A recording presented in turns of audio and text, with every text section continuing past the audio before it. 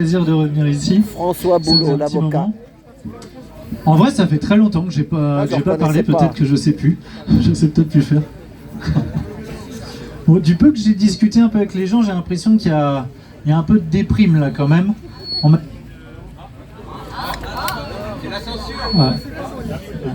BFM non. Samy, sors de ce corps! Samy, sors de ce corps! BFM! C'est bon là? Oh, ça a l'air d'être bon. Il n'y a plus de Larsen? Il n'y a plus de Larsen. Ouais, j'ai même entendu le mot résignation. Bon. Vous avez entendu les intervenants là, qui sont très bons et qui essayent de redonner espoir et qui, bon, nous redonnent espoir, nous font chaud au cœur. Je voudrais poursuivre en fait sur cette lancée en faisant une analyse un peu de la séquence politique, parce que moi j'entends beaucoup, ouais, de toute façon Macron, bon bah il nous emmerde, il a rien à foutre du résultat des élections, il fait c'est toujours pareil, il en fait qu'à sa tête, etc. Je comprends le sentiment, mais à mon avis c'est une erreur d'analyse dans la situation. En fait, il faut bien que vous compreniez que là, le système il est en train de s'effondrer. Alors certes, ça se fait petit à petit. On aimerait bien foutre un coup de pied au cul au truc et que ça explose en un coup. Et ça se passe pas comme ça. Ça se passe par palier, effectivement. Et vous savez quoi, l'un des gros paliers qu'il y a eu, c'est nous. C'est les gilets jaunes. C'est-à-dire qu'avant les gilets jaunes, le système, globalement, il était assez sûr de lui. Hein. Ça se passait bien. Et c'est pour ça qu'il nous a invités sur les plateaux télé.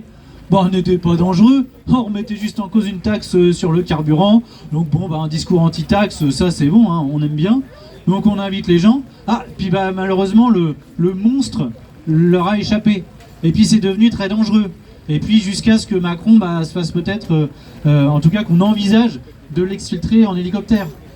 Et vous comprenez qu'à ce moment-là, on a détruit toute une illusion qu'il y avait, qu'on était dans un pays démocratique, qu'il n'y avait pas de pauvreté chez nous en France. Tout ça a volé en éclats. Et il y a plein de gens qui ont pris conscience de tout ça. Alors c'est sûr, on n'a pas été assez nombreux à l'époque. Mais je peux vous assurer que le nombre va revenir. Et de la même manière, essayez de vous souvenir, vous étiez où? Vous étiez qui le 16 novembre 2018? Bon, moi je sais, c'était le jour de mon anniversaire déjà, mais est-ce que vous étiez la même personne qu'aujourd'hui? Non. Non? Vous avez tous été transformés le lendemain. Il a suffi d'un jour pour que tout bascule. Pour que d'un coup vous releviez la tête et vous vous dites, mais en fait, attends, je suis pas tout seul comme un con dans mon coin à penser que je suis en train de me faire écraser, à penser que je suis en train de vivre de l'injustice. Il y a plein de gens qui sont d'accord avec moi. Et on est tous d'accord pour essayer de se battre et de changer les choses. Bah, figurez-vous que ce qui vous est arrivé, ça arrivera aux autres. Et le réel va produire les conditions pour que ça se produise.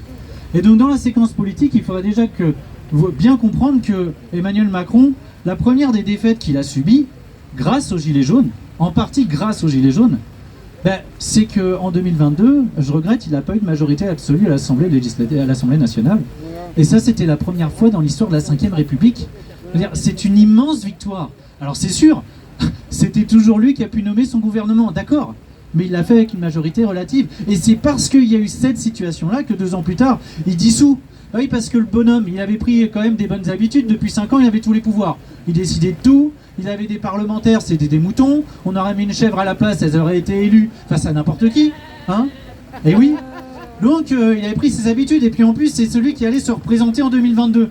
Donc tout le monde, globalement, était à ses pieds. Hein, et puis se prosternait devant Jupiter. Là, la situation était différente. Il était déçu, le garçon, parce que narcissique comme il avait plus tout le pouvoir pour lui.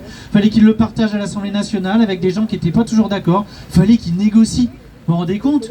Mais ce type-là, il n'aime pas du tout négocier. Donc il a dissous. Il a dissous pourquoi? Parce qu'il avait fait un calcul. Il s'est dit, là, bon, ça y est, avec le conflit israélo-palestinien, j'ai réussi à expliquer que la France insoumise est antisémite. Donc j'ai séparé une bonne fois pour toutes LFI du Parti socialiste. Donc la NUPES, à l'époque, est éclatée. Ils ne s'allieront jamais à nouveau. Il dissout, et franchement, si la gauche ne s'était pas unie, il gagnait. Il avait la majorité absolue. Hein. Le calcul, il était redoutable, mais il était intelligent. Manque de bol, au bout de 24 heures ou 48 heures, la gauche s'allie. Alors, c'est une alliance un peu de circonstance. Je ne suis pas en train de vous dire que la solution, c'est le NFP. Il y a tout un tas de problèmes que le NFP pose. Mais, toujours est-il que c'est ce qui a permis à Macron de ne pas avoir la majorité absolue. Et aujourd'hui, on est dans une situation où il a dû nommer un gouvernement de droite d'un parti issu qui a fait 4% en législative, et il tient que parce que le Rassemblement national soutient ce gouvernement Barnier. Vous vous rendez compte? Macron, il est dans la main du Rassemblement national maintenant. Dire un hochement de tête de Marine Le Pen, il n'y a plus de gouvernement Barnier. Un autre hochement de tête de Marine Le Pen sur un autre gouvernement que Macron voudrait désigner, gouvernement censuré, Macron, il doit partir. Il sera obligé de partir. Oui, c'est pas écrit dans la Constitution, mais je peux vous garantir que si ce gouvernement Barnier saute et qu'il y en a encore un autre qui saute derrière, il n'y aura plus le choix en fait. Il devra partir. Donc on est rentré dans une crise de régime. C'est-à-dire que là, les institutions, vraiment, elles ne sont plus pilotables. C'est la première chose. La deuxième, c'est le budget. C'est que là, vous avez compris que les types, parce qu'ils sont très sérieux, hein. Vous êtes au courant, c'est des gens sérieux. À côté, tous les autres, c'est pas des gens sérieux, mais Macron, lui, c'est un type sérieux. Donc, il avait dit, je vais faire un déficit de 4,4% du PIB. Finalement, ça va être 6,1. Il s'est trompé d'1,7. C'est parce que c'est pas compté. Non, c'est 6,1. Je viens de rédiger un article hier, donc les chiffres, je les ai tous en tête. Il n'y a pas de souci. C'est 6,1. Alors, il a menti depuis des mois. Quand ils ont vu qu'ils s'étaient trompés l'année dernière, ils se sont dit, oulala, on va rien dire, sinon on va passer pour des cons. Bon, vous avez juste retardé l'échéance, hein, je vous rassure, vous passez pour des cons. Mais 1,7 points, c'est 50 milliards. Hein. C'est 50 milliards d'écart. Les mecs, ils se sont trompés de 50 milliards. Vous avez vu, quand vous vous trompez de 20 balles, ça peut avoir quand même quelques conséquences. Eux, c'est 50 milliards. Bon, une paille. Bon. Mais ce qu'il faut bien comprendre, parce que là, on va vous dire, ah oui, mais du coup, c'est la catastrophe, donc on va faire l'austérité, on va faire des mesures d'économie, etc. Il n'y a qu'un truc à comprendre, pour comprendre l'arnaque. C'est que, en 2012, les aides aux entreprises, c'était 80 milliards d'euros. D'accord ? Aujourd'hui, on en est à 200 milliards. 200 milliards par an. Hein, par an. D'accord ? Le montant de l'impôt sur le revenu, c'est juste pour vous donner une idée des chiffres. Le montant collecté au titre de l'impôt sur le revenu, c'est à peu près 90 milliards. D'accord ? On donne 200 milliards par an aux entreprises. Vous imaginez un petit peu le délire ? Bon. Et ces milliards-là qu'on donne à profusion, pour une grande part, elles bénéficient, c'est même pas aux 1% les plus riches, c'est aux 0,1%, aux 0,01% et même aux 0,001%. C'est-à-dire que si vous regardez la courbe, globalement, les 10% les plus riches, ça va, quand vous prenez les 10. Mais quand vous commencez à aller sur les 1, les 0,1, etc., là, à partir de Macron, ça monte en flèche, ça explose. L'arnaque, elle est là, cherchez pas. Le pognon, il est là. La seule chose, en fait, qu'il y aurait à faire si on avait un gouvernement en faveur du peuple, c'est qu'il remettrait en cause une très large partie de toutes les aides qui bénéficient aux grandes entreprises. Un autre chiffre très simple, hein, au début des années 2000, les grands groupes, le CAC 40, ils faisaient à peu près 30-40 milliards de bénéfices sur l'année, d'accord ? Maintenant, depuis quelques années, ils font 150 milliards. Ah, vous comprenez, les 120 milliards, ils sont passés là. Mais je comprends pas, ces gens-là, ils étaient malheureux au début des années 2000. Bernard Arnault, il n'arrivait pas à se loger, il n'arrivait pas à se nourrir, la vie était compliquée pour lui. Bon, voilà, le pognon, il est passé là. Cherchez pas plus loin. Et je peux vous assurer que nous, on l'a compris à l'époque des Gilets jaunes. Parce qu'à l'époque, déjà, la formule, c'était nous, on veut que la politique serve les intérêts de 99% des gens et non plus seulement des 1% les plus riches. Bon.